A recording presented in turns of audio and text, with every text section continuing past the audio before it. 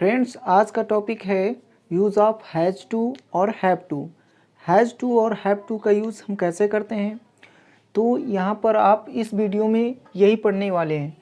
तो फ्रेंड्स, जब भी सेंटेंस से मजबूरी प्रकट हो, यानी कोई काम हमें मजबूरन करना पड़ता है, तो हम वहाँ पर यूज़ करेंगे हैज़ टू और हैव टू का। अब कैसे करते हैं, स्ट्रक्चर कौन कौन से होंगे, यहाँ पर पूरा इस वीडियो में आपको सिखाया गया है। तो वीडियो को शुरू से अंत तक देखिए ताकि जो है आपको पूरा क्लियर हो जाए। तो समझते हैं यहाँ पर फ्रेंड्स, इसकी पहचान होगी ना है, नी है, ने है, ना पढ़ता है, नी पढ़ते हैं, ने पढ़ते हैं। तो आप ये समझ गए कि कोई भी काम मजबूरन करना पड़ता है तभी हम हैज़ टू और हैव टू का यूज़ करेंगे। अब इसका स्ट्रक्चर क्या होगा, यहाँ पर सभी स्ट्रक्चर दिए गए हैं। तो सबसे पहला स्ट्रक्चर है पॉजिटिव सेंटेंस का। अब इसमें ध्यान देना है कि थर्ड पर्सन सिंगुलर यानी एक वचन के साथ हम जो है ही, सी, इट के साथ जो है हैज़ टू का यूज करेंगे। उसके बाद V1 लिखेंगे यानी वर्ब की फर्स्ट फॉर्म लिखेंगे और उसके बाद ऑब्जेक्ट लिख देंगे। तो ये स्ट्रक्चर एक हुआ कि थर्ड पर्सन सिंगुलर के साथ हम हैज़ टू का यूज़ करेंगे।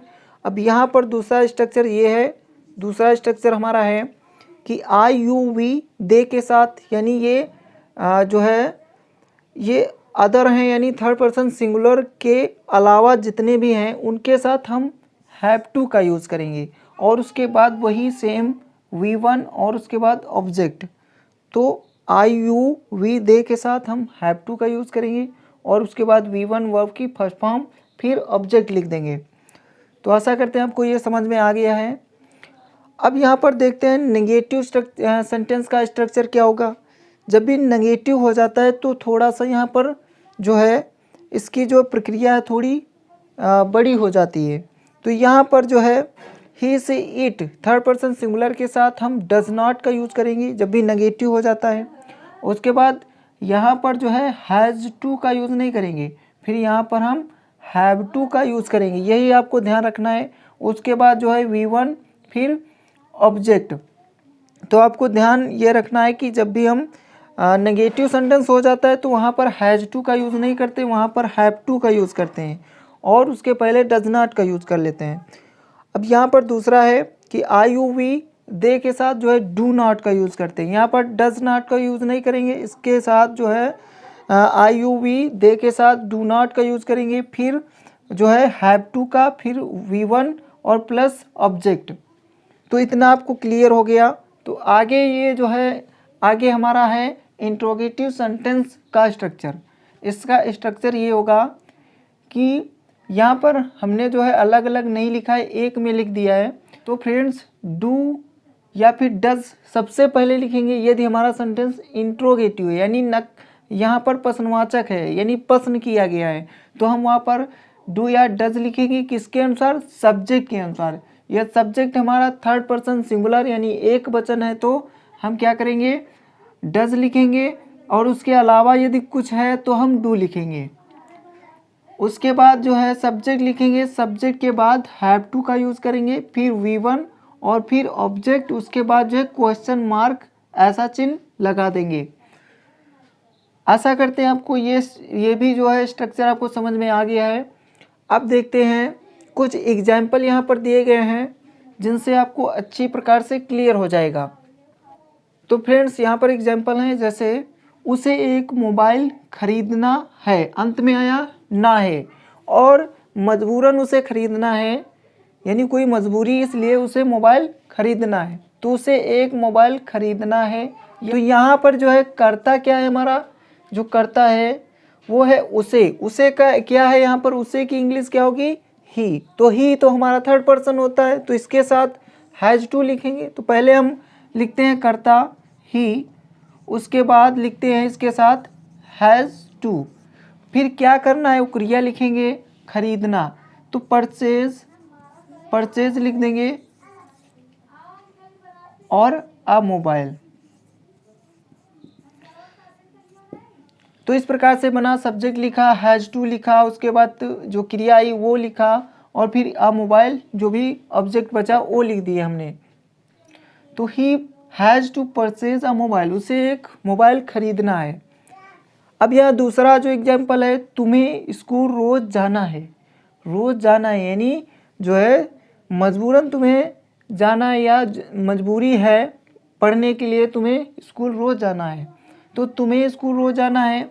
अब यहाँ पर करता क्या है, यू, और यू जो हमारा है सेकेंड पर्सन है, तो यहाँ थर्ड पर्सन के साथ हैज़ टू और सेकेंड और बाकी सभी के साथ जो है हैव टू का यूज़ करेंगे। तो यहाँ पर लिखेंगे you have to, you have to. उसके बाद जो है हम लिखेंगे क्रिया, क्रिया क्या है, गो, तो you have to go to school. उसके बाद जो भी बचता है वो हम लिख देंगे, तो you have to go to school daily. इस प्रकार से बन गया। तो आशा करते हैं आपको समझ में आ रहा है।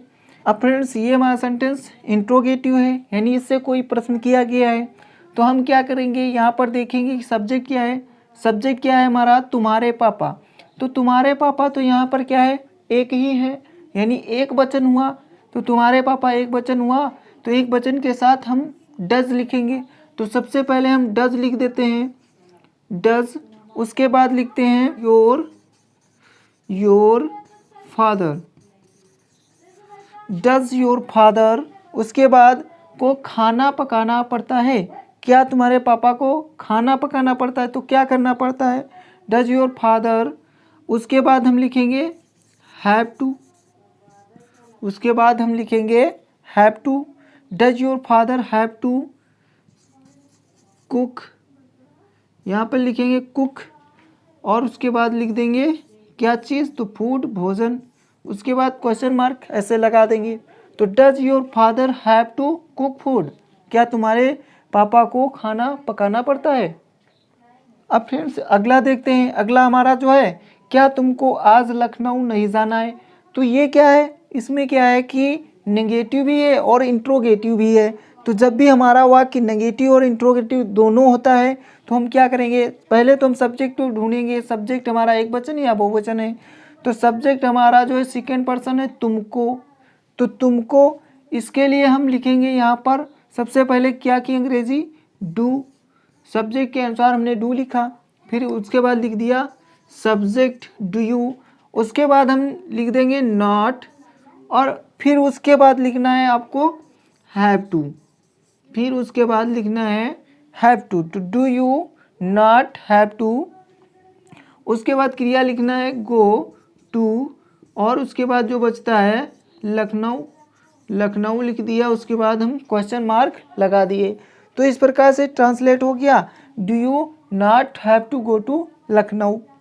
तो आशा करते हैं आपको ये समझ में आ गया है। तो फ्रेंड्स आशा करते हैं आपको यह वीडियो अच्छा लगा होगा। तो फ्रेंड्स इसी प्रकार लॉट्स ऑफ सेंटेंस आप बनाइए, जो है प्रैक्टिस करते रहिए। Practice makes a man perfect. इसी के साथ वीडियो समाप्त करते हैं। अगले वीडियो में फिर से मिलेंगे। यदि आप चैनल पर नए हैं तो चैनल को सब्सक्राइब कर लें, ताकि जब भी मैं अगला वीडियो बनाऊं तो सबसे पहले आपको मिल जाए। तो thank you so much for watching my video. Take care, bye bye.